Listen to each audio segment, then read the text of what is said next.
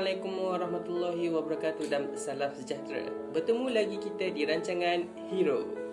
Setiap insan tidak dilahirkan dengan penuh kesempurnaan. Kita dicipta untuk saling melengkapi. Isu kali ini berkaitan insan yang istimewa. Biarpun mereka istimewa, tetapi mereka mempunyai hak untuk hidup seperti manusia biasa. Tidak lain, tidak bukan, mereka ialah murid berkeperluan khas, iaitu MBK. Para penonton di rumah, sila saksikan video ini. Okey, bila kita kata PPKI adalah program pendidikan integrasi di mana pelajar-pelajar kita ni bersekolah bersama dengan rakan-rakan yang lain tetapi di dalam kelas yang berasingan lah. Dan di sini kita ada guru-guru yang kita latih di IPG ya, untuk pendidikan khas. Jadi pelajar-pelajar ni memang dia adalah dia punya apa kata orang cara pembelajaran sendiri, dan pelajar-pelajar yang ada kat sini memang berbagai kategori. Yang mana macam tadi kita dapati bahawa kad tu tadi ada yang dikategorikan sebagai autisma. Kalau dulu semuanya kita letakkan sebagai masalah pembelajaran. Dan kalau Down syndrome kita letak Down syndrome bagi yang kad yang baru ni. Jadi pelajar-pelajar kat sini memanglah pelbagai, di mana kalau kita ikut dalam kod amalan pendidikan khas kita, kita ada kategori kurang upaya penglihatan, kurang upaya pendengaran, kurang upaya fizikal, kurang upaya pertuturan, kemudian yang kata orang multiple disability, dan dalam bermasalah pembelajaran. Jadi dalam Soratan video tadi memberikan kita apa makna PPKI, iaitu Program Pendidikan Khas Integrasi. Tetapi, bagaimana pula keberkesanan program ini? Saya serahkan persoalan ini kepada hos yang seterusnya. Apa itu PPKI? PPKI merupakan program pendidikan khas integrasi. Program ini dicetuskan bagi memberi peluang kepada pelajar MBK untuk merasai suasana pembelajaran seperti pelajar arus perdana. Siapakah yang terlibat dengan program ini? Apakah program ini berhasil? Marilah kita sama-sama saksikan sedutan video ini. Sekolah ini mempunyai pendidikan khas sebanyak 5 kelas yang diketuai oleh Encik Muhammad Azani Syam bin Muhammad Ali sebagai penolong kerana pendidikan khas, dibantu oleh seramai 6 guru dan 4 pembantu pengurusan murid, di mana majoritinya adalah murid bermasalah pembelajaran. Lahir daripada program contohnya Linus, mana ada murid yang didapati slow learner ataupun bermasalah pembelajaran, kita akan terima untuk ditempatkan di SK Jangkanaru. Untuk pelajar-pelajar pendidikan khas ini, kita perlukan buat saringan. Jadi apabila dia telah mencapai tahap yang kita putuskan, dia boleh dimasukkan dalam kelas inklusif, barulah kita akan masukkan kelas inklusif. Bagi yang tak mencapai tahap, dia akan teruskan dalam kelas pendidikan khas.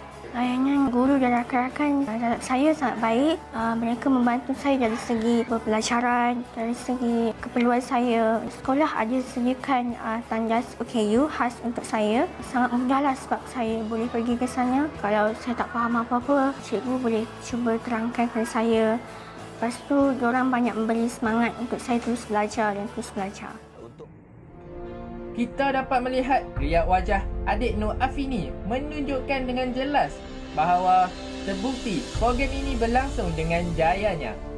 Pelajar MBK kini bukan sahaja didedahkan kepada akademik, malah mereka juga didedahkan dengan penglibatan sukan.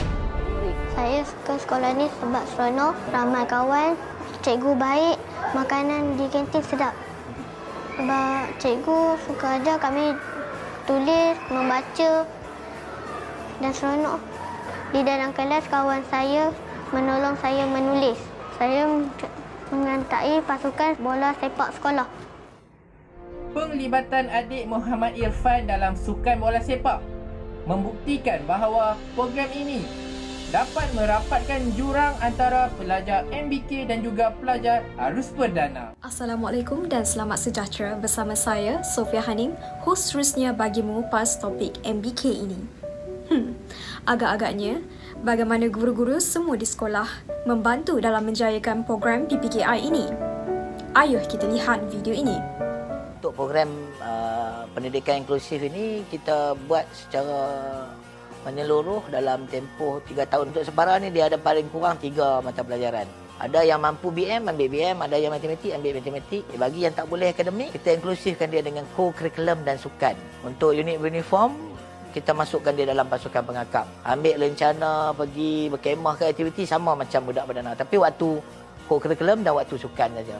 Sebagai guru aliran perdana, saya membantu murid-murid pendidikan khas ni dengan secara bimbingan secara individu. Kemudian kita akan bawa dia bergaul bersama-sama murid aliran perdana supaya dia tak rasa diri dia terpencil atau dipinggirkan. Mereka melibatkan diri sama rata dari segi koko, dari segi uniform. Kita layan dia seperti pelajar-pelajar yang normal. Pembelajaran dia akan bertambah bagus dan dia akan dapat menjadi seorang yang berkeyakinan dalam diri dia.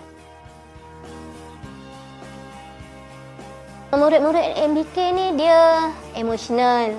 Jadi guru-guru perlu bersabar dengan menarik mereka untuk belajar. Kaedah pembelajaran untuk murid MBK ni dia lebih kepada visual dan juga permainan. Kelas yang bukan inklusif maknanya dia berada di PPKI lah. Yang inklusif maknanya dia berada bersama arus perdana. Apa yang perdana belajar, mereka akan belajar. Program ni dapat membantu sebab yang kita inklusif tu boleh membawa diri dan boleh menyesuaikan diri di dalam kelas bersama murid. Guru-guru di Sekolah Cangkat Larut dan juga SK Long Jaafar telah berkongsi kepada kita semua bagaimana mereka mempraktikkan cara-cara bagi menjayakan program PPKI ini. Tapi apa pula pandangan ibu bapa?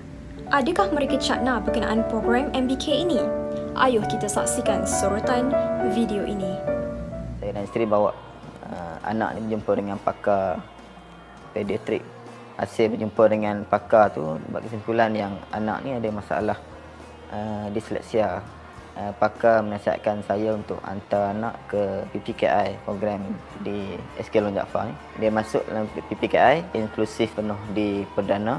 Alhamdulillah takat ni teacher, cikgu bahasa Inggeris berjumpa, dia sebut bahawa anak ni dia ada perubahan. Begitulah perkongsian daripada Ustaz Effendi berkenaan program PPKI ini. Diharap semua ibu bapa tidak merasa takut untuk menghantar anak mereka yang tergolong dalam golongan MBK ini ke sekolah. Hal ini kerana kerajaan telah menubuhkan Zero Reject Policy. Apa itu Zero Reject Policy? Saya serahkan kepada hos terusnya. Zero Reject Policy. Baik semua, bersama saya hari ini kita akan berkongsi apakah itu Zero Reject Policy. Agak-agaknya apa ya? Kita tak apa, jangan pening-pening. Sama-sama kita tengok sorotan video ini. Untuk dasar sifar penolakan ni sebenarnya kita kiranya ataupun Zero Reject Policy ni sebenarnya apa yang kita maksudkan adalah kita nak memantapkan kemasukan anak-anak berkeperluan khas ni ke sekolah. Maknanya kalau ibu bapa menghantar anak-anak tu tadi maknanya tidak ada penolakan. Tidak ada penolakan. Kiranya kita nakkan anak-anak ni dihantar bersekolah lah sebab kadang-kadang ada yang ibu bapa tidak mendaftar anak-anak mereka. Wow, begitu sekali ya sokongan yang diberikan oleh kerajaan kepada seluruh pelajar murid berkeperluan khas ini. Public-private partnership. Nampaknya kita akan dapat satu ilmu baru. Apakah itu? Tak apalah, kita saksikan sorotan video ini. Private public partnership ni memang satu inisiatif, bukan inisiatif yang baru. Ini inisiatif memang dah Kementerian Pendidikan laksanakan. Jadi untuk pendidikan khas ni memang kita galakkanlah untuk partners-partners kita membantulah anak-anak kita ni. Di mana mereka ni kata orang boleh membantu dari segi, contohnya ibu bapa lah. Kita galakkan ibu bapa untuk sama-sama membantu anak-anak di sekolah.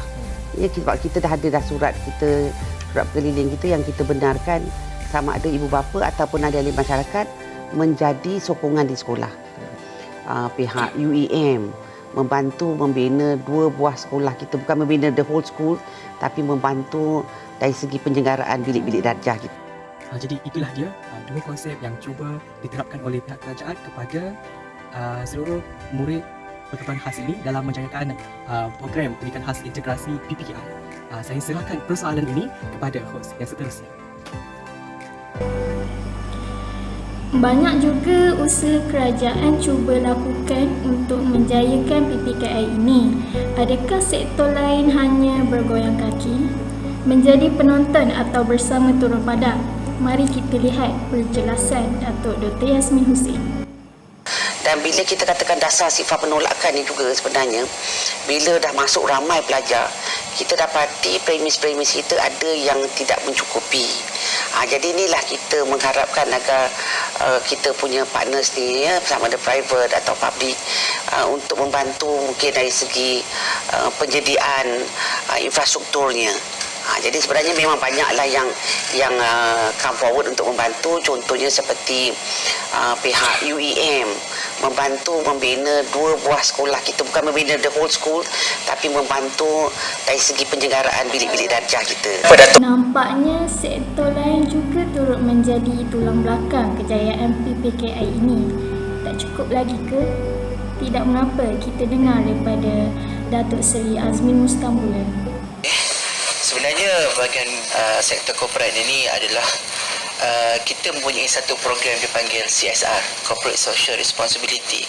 Jadi tanggungjawab sosial ni yang mana kita dengan adanya kesedaran daripada sektor korporat yang dapat bersama-sama dalam memakmurkan negara. Seperti saranan Perdana Menteri pada ketika ini, kemakmuran bersama. Jadi peranan sektor korporat, of course, biasanya macam pihak sekolah ataupun ni memerlukan dana. Tetapi sebenarnya bukan dana saja yang boleh diberi, tetapi mereka dengan adanya kerjasama ataupun dipanggil smart partnership ni tadi antara sektor korporat dan juga sekolah, yang mana pihak korporat tersebut boleh menjadikan sekolah ini sebagai anak angkat. Hong Leong Yamaha sanggup melabur dalam membina orang kata tu satu bengkel motor, jumlah yang agak besar juga. Begitu juga dengan syarikat besar multinational Daikin, yang mana mereka menjadikan bahawa mereka menggunakan ataupun mereka menjadikan anak-anak pendidikan khas ini sebagai mereka melihat sebagai aset. Di mana di Daikin ni mereka mengambil 80 pekerja anak-anak pendidikan khas. Itu saja. Wah, banyak juga info yang anda semua dapat hari ini. Okeylah, saya tak nak bercakap panjang. Mari kita saksikan macam mana proses PDPC berjalan bagi menjayakan program PPKI ini.